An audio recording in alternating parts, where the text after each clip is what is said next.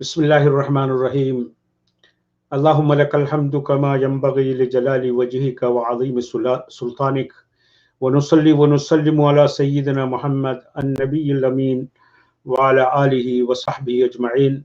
My dear brothers and sisters, once again it's my pleasure to welcome you to another episode in our series of du'as to power your day.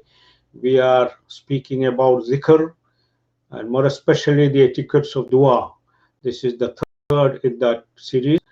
One of the most important requirement or condition for the acceptance of dua is to have a pure source of living.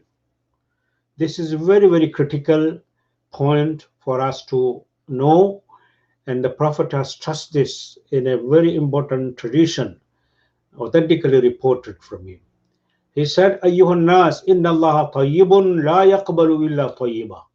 وإن الله أمر المؤمنين بما أمر به المرسلين فقال يا أيها الرسل كلوا من الطيبات واعملوا صالحا إني بما تعملون عليم وقال يا أيها الذين آمنوا كلوا من طيبات ما رزقناكم ثم ذكر الرجل يطيل السفر أشعث أغبر يمد يديه إلى السماء يا رب يا رب ومطعمه حرام ومشربه حرام وملبسه حرام وغذي بالحرام فأنى يستجاب لذلك. O people, Allah is pure. The Prophet says He accepts only that which is pure. Allah has ordered the believers what He has ordered His messengers. We said messengers are the role models for us. O messengers, eat of those that are pure and wholesome and do good works. So I am aware of what you do. And he also said, O humankind, Allah said, eat of the pure and wholesome things that I have provided you with.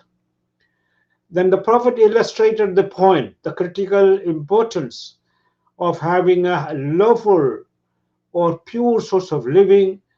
He mentioned the example of a man traveling long, perhaps he is in the sacred plains of Arafat, appearing disheveled and dusty, raising hands in supplication to the Lord, calling out to him, my Lord, while at the same all the while his food is earned unlawfully. The drinks he is drinking from unlawful sources, and his clothes are earned through unlawful ways, and his entire body is nourished by haram. So how can he expect his prayer to be heard by Allah? So one of the most important thing for us is to make sure to have a pure and halal source of living. Many of us confuse halal with eating halal meat. No matter how we earn that money to buy that meat. That is more important than the question of buying meat. Ethical source of living, without robbing people, making sure that we earn our money or do our work properly without cheating, do business without cheating, and all kinds of unethical practices. Stay away from it. In a report attributed to the Prophet ﷺ, one Sa'd ibn Abi Waqqas, one of the greatest companions of the Prophet ﷺ, asked him, how sure of Allah answering my du'as? Is there any way for me to make sure that Allah would answer my prayers? The Prophet ﷺ said, Ya Sa'd, atib mat'amaka tustajab. Sa'd, make sure that your source of living is pure, halal. Your dua will be heard. And it is legendary about Sa'd ibn Abi Waqqas. He observed this condition that the Prophet had recommended for him, and every time he called upon Allah subhanahu wa ta'ala, he received the answer readily. There are so many occasions in the seerah where the du'as of Sa'd ibn Abi Waqqas were heard by Allah subhanahu wa ta'ala.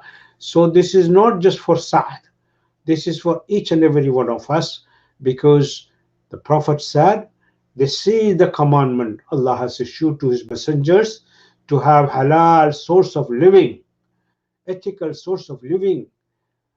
And So if we do so, we can be rest assured that Allah will answer our prayers. May Allah subhanahu wa ta'ala honor us to understand these manners and conditions and learn them and practice them. Thereby we can be honored be among those whose prayers are heard by Allah subhanahu wa ta'ala. You can experience this. I can experience this. أقول قولي هذا وأستغفر الله لي ولكم والسلام عليكم ورحمة الله وبركاته.